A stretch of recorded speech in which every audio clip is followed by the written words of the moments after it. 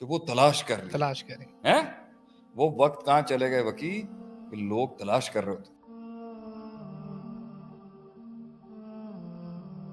کیوں؟ دونوں چودھری تھے, اس دونوں وقت بڑے ضرورت تھے, تھی, اس وقت ضرورت اور تھی. دونوں پاور تھے. آئے. اوہ، عمر بن خطاب کے بارے میں تو میں اس دن پڑھ رہا کسی عالم کا, میں سن رہا کہ یہ ان کی باڈی کا جو مسل ہوتا تھا نا, ان کی قمیض سے ظاہر ہو رہا ہوتا تھا. his muscles used to show from his وہ شرٹ پہنتے تھے نا, ان کی شرٹ کے اندر سے مسلز نکل رہے تھے. ایسا جائنٹ آدمی تھا. وہ کہتے تھے نارمل واک کر رہے ہوتے تھے نا, تو ایسا لگتا ہے کوئی اونٹ پہ چل رہا ہے. ایسا کوئی قد آور آدمی تھا. ایسے تو نہیں شیطان دیکھ کے بھاگ جاتا, شیطان جیسا شیطان بھی بھاگ جاتا تھا. عمر بن ابو الحکم کہتے تھے اس سیانے کو. اس ابو جہل کا نام تھا ابو الحکم, سیاڑ پتیوں کا پیو, سیاڑوں کا باپ. تو اللہ کے نبی نے اس لیے مانگا, اس کی بتی بڑی زبردست تھی, وہ بھی بڑا ٹاپ کا لیڈر تھا. دیکھیے جگہ پہ میں پڑھ رہا تھا کہ وہ نا ایک قافلہ گزر رہا تھا, تو قافلہ جو ہے نا صحرا میں پھنس گیا. اب وہ اس میں یہ بھی تھا, ابو جہل بھی تھا. اب وہ قافلہ جو ہے نا صحرا میں اگر آپ پھنس جاتے ہیں نا, تو پھر آپ کی موت پکی ہے. کہ دائیں دیکھے بائیں دیکھے آپ کو سمجھ ہی نہیں آتی کہ آپ نے جانا کس جگہ, پھر موت ہی ہے وہ آپ کے لیے. تو اس نے نا وہاں سے تھوڑا آگے کا, تو اس کو ایک نا ایک اونٹ کی جو ہے نا جو ہوتی ہے پخانہ ہوتا ہے, مینگنے ہوتی ہے, وہ اس کو نظر آئی. تو اس نے وہ ان کو دیکھ کے یا اونٹ کے پاؤں کے نشان دیکھ کے اس نے بتا دیا, کہا کہ اگر اس سمت میں ہم اتنے دن چلیں گے تو ہم یہاں سے پار کر جائیں گے. حکمت تھی نا, حکمت تھی اس کی. لیکن یہ بھی نکتہ شیخ بیان کرتے ہیں کہ دین اسلام کو انکار کر کے ہر وزڈم کو اللہ جہالت ہی کہتا ہے. جہالت ہی کہتا ہے. پھر اللہ نے مثال سیٹ کر دی نا اللہ نے کہا دنیا کا اس ٹائم کا سب سے حکمت سے بھرا ہوا وزڈم اور وائز اور ترکیبوں اور تدبیروں والا شخص دین اسلام کا منکر ہو کے جاہلوں کا باپ ہی بنا ہے. کیا حکمت, وہ کیا وزڈم جو اللہ کو نہ سمجھ سکے, جو کیا وزڈم لگا. لیکن نبی صاحب نے مانگا دونوں. اس کا مطلب ہے اس پہ ایک سوال ہے, اس کا مطلب یہ ہے, اس کا مطلب ہے قوم کی لیڈرشپ سے بھی آج ہمارا کہ وہ تلاش کر رہی ہے. وہ وقت کہاں چلے گئے وکی کہ لوگ تلاش کر رہے ہوتے. اور میری تو ہرس آج بھی کم نہیں ہے. کیوں سجاول بھائی, ہم تو بندہ دیکھ رہے ہوتے ہیں کہ ہم کہتے ہیں یار کاش یہ اس مدرار کے ویژن کے اندر جو ہم نے خواب دیکھا تھا آج سے 12-13 سال پہلے, یہی سوچ تھی نا کہ ہارورڈ کا گریجویٹ مدرسے نہیں کیا, مدرسے کا گریجویٹ ہارورڈ نہیں کیا.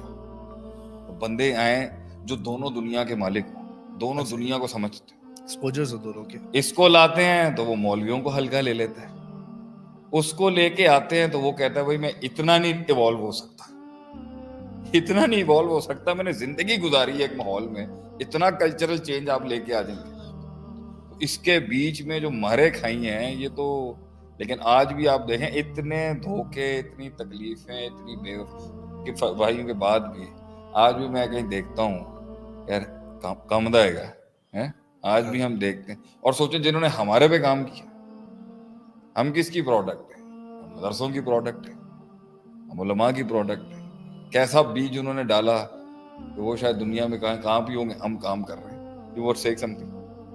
میں اس میں یہ سوال تھا کہ یہ جتنے بھی لوگ ہیں جو لیڈر کو ایز اے سپر مین دیکھ رہے ہوتے ہیں, لیڈر رو نہیں سکتا, لیڈر جو ہے نا سن لیس ہوتا ہے, لیڈر جو ہے نا گر نہیں سکتا, لیڈر جھک نہیں سکتا. یہ ٹیم مینجمنٹ کا سوال تو نہیں ہے. نہیں, یہ بیچ میں ہی ہمارا جو اس کے اندر پارٹ چلی تھی کہ ایک قوم وہ ہوتی ہے جو مان لیتی ہے. اچھا, ہم آج کے موضوع کا پھر یہ بھی لیں گے team management in the perspective of leadership. بالکل یہ ہونا چاہیے آج کا. سر سب سے بڑی بات یہ ہے کہ جب آپ کی قوم کے اندر ایک قائد کے ساتھ نان فیلیبلٹی لگائی ہوئی آپ نے, اللہ کہتا ہے کلو بنی آدم خطا, آپ کہتے ہیں القائد لا یخطی, کہ قائد جو ہوتا ہے وہ خطا ہی نہیں کرتا آگے سے. کیا بات کر رہے ہیں, انسان سے غلطیاں ہونی ہیں, قیادت سے بھی. اچھا آپ کو پتا ہے اس لیے اللہ سے دعا مانگنی چاہیے, اللہ مجھے وہ ساتھی دے جو سمجھ سکیں بات, اللہ مجھے وہ ساتھی دیں جو پہنچ سکے میرے ساتھ. اچھا پہنچنے کے بعد کتنی مشکل ٹاسک ہے. نبی صلی اللہ علیہ وسلم بیت رضوان پہ کھڑے ہو کے سمجھا رہے ہیں سب کو, حضرت تمہارے کہہ رہے ہیں میں ہنے اسی سانو ہنے ہی کرنا چاہیے عمرہ, بیت رضوان ہی تھی نا. تو کتنے پروفیشنل ساتھیوں کو بھی کبھی کبھی بات سمجھ نہیں آ رہی ہوتی, تو کتنا یہ بڑی دعائیں, اللہ مجھے ایسے ساتھی دے جو میری بات سمجھ سکیں بات. गहराई समझ सकें, दकीक हो, रकीक अच्छा, आप सल्लल्लाहु अलैहि वसल्लम ने ना, आपकी हम सारी जिंदगी देखते हैं तो आपने हमेशा ना बैलेंस ही किया है सब चीज़ों को। हज़रत उमर रज़ी कायद अल्लाह का ताला काम ही बैलेंसिंग है। हज़रत उमर रज़ी अल्लाह ताला अन्हु की हम बात कर रहे हैं, तो एक हदीस में कि हज़रत आयशा फरमाती है कि कुछ सहाबियात आप सल्लल्लाहु अलैहि वसल्लम के पास तशरीफ़ फरमा थी, तो वो आपसे बातें कर रही थी, अपने मसाइल पूछ रही थी। तो आप सल्लल्लाहु अलैहि वसल्लम के साथ उनकी फ्रैंकनेस का लेवल ये था कि रावी फरमाते हैं कि बाज़ दफ़ा उनकी आवाज़ आप सल्लल्लाहु अलैहि वसल्लम की आवाज़ से भी ऊँची हो जाती है और आप इस पे बुरा भी नहीं मना रहे थे। तो इतनी देर में हज़रत उमर रज़ी अल्लाह ताला अन्हु आ गए। अब जैसे हज़रत उमर रज़ी अल्लाह ताला अन्हु आए ना, तो वो ख़वातीन फ़ौरी उन्होंने अपनी चादरें वगैरह समेटी और वहाँ से भागने लगी। तो हज़रत उमर फरमाते हैं, ए या अदुव्वात अनफुसिहिन्ना, अपनी जान की दुश्मनों, तुम मुझसे डरती और अल्लाह के रसूल से नहीं डरती।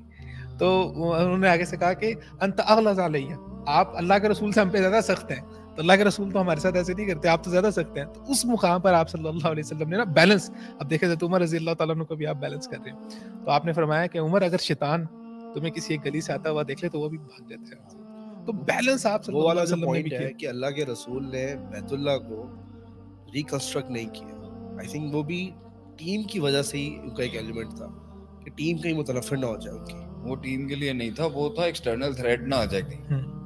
अच्छा, वो एक्सटर्नल थ्रेट का था कि एक बाकर कबीले की तरफ से भी थोड़ा सा टेंशन थी, और बाज लोग कहते हैं कि पैसों के अंदर जो ना अच्छा, जरा ये कबीलों की बातें आ रही हैं तो एक जो हमारा जो रमज़ान का प्रोग्राम है, जो अभी हमारी प्लानिंग के सीरा अंदर का है, सीरा, तो सीरा का उसको हम कर लेंगे इंशाल्लाह ताला। I think we should come on the subject of के what are the biggest problems a leader faces. क्या उसने सबको विजन भी समझा दिया, कोर वैल्यूज भी बता दी, फिर वो टीम के अंदर एक जंग शुरू हो जाती है ना, फिर गद्दी भी संभालने मसले की। ने फिर भी मसले ने भाई, नहीं लोग नहीं चल। अब क्या मसले आते हैं? टीम को बैलेंस कैसे करना है? नहीं, ये सबसे बड़ा मसला मेरी नज़र में है।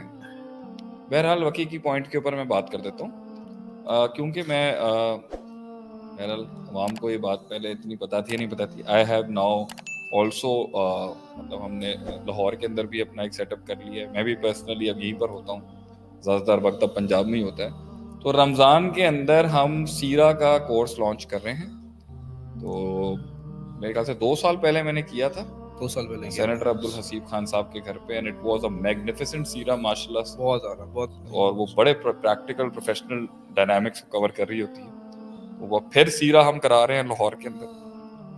तो रात को तरावी के बाद इंशाल्लाह ताला 1-1.5 घंटे का मेरा सेशन होगा, और निहायत ही it's going to be one of जिसे कहते हैं ना, it's going to be something really significantly in depth, और ज़बरदस्त सीरा होगी इंशाल्लाह ताला। और वो ज़रूर आप लोग अटेंड करें, अलमिदरार लाहौर कैंपस जौहर टाउन के अंदर, और ऑन साइट होगा। और ऑन साइट होगा, नो चार्जेस, कोई पैसे नहीं है हमेशा no charges ji, free to all.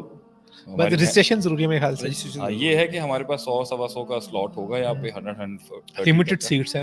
हाँ, तो इसको आप पहले से इसको माइंड में रखें, और मैं खुद पर्सनली पढ़ाऊंगा। मेरी टीम में मेरे दोनों साथी, मेरे भाई मेरे साथ ही होंगे। तो दिस इज़ ये बड़ा ज़बरदस्त मौका है आपके लिए, पंजाब के लिए, लाहौर के लिए, कि इंशाल्लाह ताला मैं खुद उसे कंडक्ट करूँ।